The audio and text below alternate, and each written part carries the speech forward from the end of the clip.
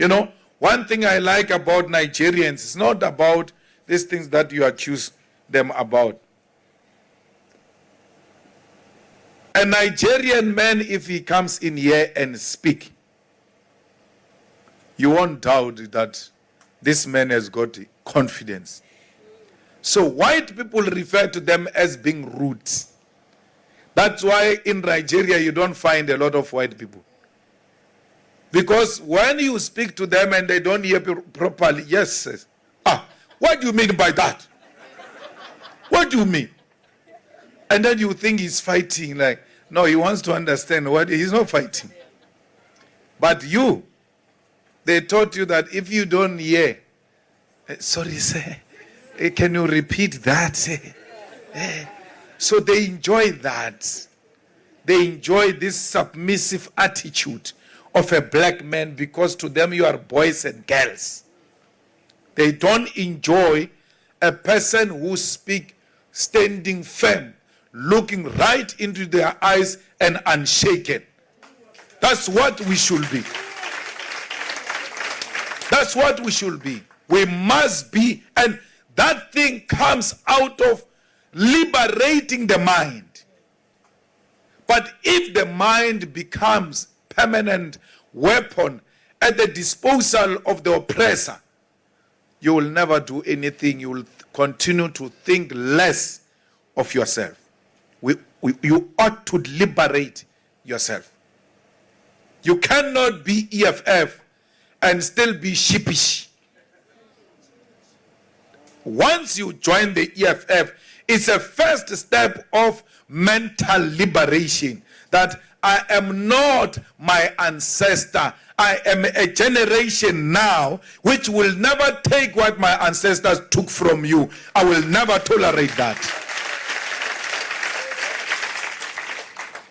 So, they don't hate Malema. They are all shocked by these black men who can speak to them like that, who can speak like that, who can confront them like that, because all blacks must be submissive. And when they paralyze you, they even come and then patronize you, that no, you are better than them. Those of you who even speak in that accent of theirs, yo, you even speak better than them. But I always get shocked that you say you don't want these colonial people, you want to be African, but you speak like Sir Ramaphosa. You can't speak like a person that you hate. You can't. You can't say, I hate these white people, they've oppressed us, they took everything from us, and then from there, you want to speak like them. Only in South Africa do we do that. You can go anywhere in the continent, including Zimbabwe, where they are educated better than us. They've got no accent. They've got Zimbabwean accent. They don't have this thing of yours because they've never seen themselves in the image of a white man. They saw themselves in the image of an African man and accepted education as a form of liberation, not as a way of mimicking the colonialist and the imperialist. Because some of you confuse being educated to be meaning I must talk like these white people, otherwise I am not educated. So, when we speak about a liberated man, it's a man who knows who she is and who he is. But once you've got a doubt about yourself, you will never liberate anyone. Because you are not liberated yourself. If you are xenophobic, you have no home in the EFF and you have no home in the Eastern Cape. If you call people Makwara, yeah, in Eastern Cape, go to where we had a Women's Day event. Go to Matatiel and go and look at how Xhosas and Sothos live together. They have embraced each other's cultures. Now even Xhosa men wear the blanket of Basotho. You are too late, Sesi. You are still calling people Makwerekwere because you don't hear their names. That is not their problem, it's your problem of illiteracy. Don't blame us. How do you hate a person because you can't hear their language? Yet you can't hear the English. You can't hear Afrikaans. But those people, you don't hate them because they are the ones who control your mind and tell you who to hate, who to love. I told you about Dalimpofu yesterday. If you say there is Makwerekwere here in Eastern Cape, in East London, then Dalimpofu is Makwerekwere. Because there is Mpofu in Zimbabwe. Then there is Mpofu here in Eastern Cape. Which Mpofu are you talking about? They are Zulus in Zimbabwe. They are Zulus here. Actually, they are Xhosas in Zimbabwe. They are Xhosas in the Eastern Cape. When you say people are Makwerekwere, it means it includes you. Because when we start attacking the Xhosa speaking Zimbabweans, Makwerekwere, we will not know which one is which one. You are happy here in East London calling people Makwerekwere and beating them up. You are inspiring those criminals in Gauteng. When they are done with Zimbabweans, they are going to go for Xhosas. You are not from here. Go to Gantina. Hamba. That's when you are going to realize that from xenophobia, it goes to tribalism. And once it goes into tribalism, it's unstoppable. It leads to genocides. People are going to kill each other based on language. By the way, our language, all Africans, especially in South Africa, is the same. You can't speak Xhosa throughout and not have a spade word in the Xhosa. It might mean something else, but we've got the same word in spade. What is bribe in Xhosa? Ukunyoba. And ukunyoba in spade means something else. But we've got the word in spade. So be careful to classify people based on tribe and based on language or regionalism. We must classify people on their blackness. When they are black, they are my brother, they are my sister. Africa is one.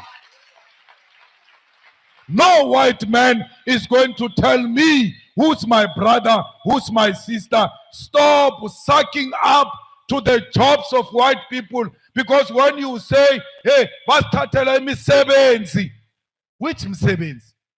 Misebenzi are given to you by a white man. So it means you are both fighting to work for a white man. That's what you are proud of. In the EFF, we are not fighting for imisebenzi. We are fighting for ownership of misebenzi. We want to own the mines. We want to own the banks. We want to own the land. And then work for ourselves.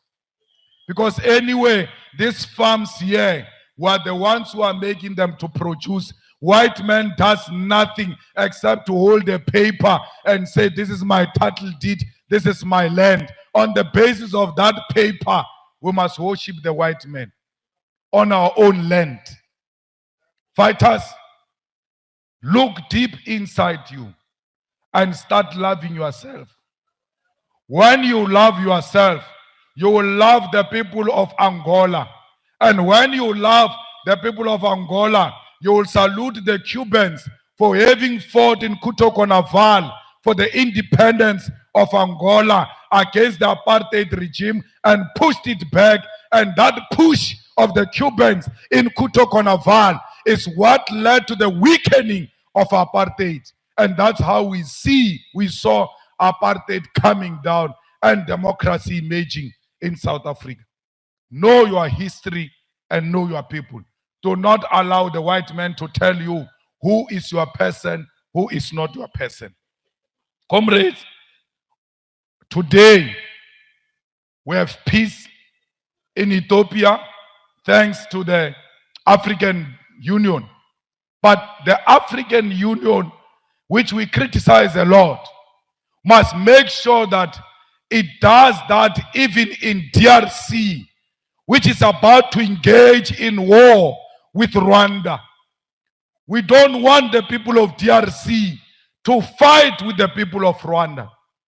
The Africans must stop using weapons against each other, but start negotiating through peaceful means to find African lasting solutions. We achieved peace now in Ethiopia, but the African Union must not wait for more lives to be lost. We are about to lose more lives in the war between DRC and Rwanda. And the African Union must intervene immediately now, as in yesterday, because Black Lives Matters. They shouldn't wait for millions to die like it happened in Ethiopia. It will take forever for Ethiopia to recover from those many bodies that were killed in that battle. We want those who died in that battle in Ethiopia to be compensated. We want families to be reintegrated. We want peace to last forever in order to restore the dignity of the people of Ethiopia. Ethiopia must come back and occupy its rightful place in the African politics so that Ethiopia is not only known for war, but for being a solution-orientated country that is not just big in Africa, but can contribute positively in the lives of our people. Please join my Telegram group by going to my description box. Click on the Telegram link. It will take you to our platform. Join us for us to talk about the well-being of Africa and Africans in diaspora. If today is your first time coming to this channel, then don't forget to subscribe to our channel and turn on the notification button so that anytime I upload any great content, you will be notified. I'm always your guy, De-Graft Amoako. Thanks for watching.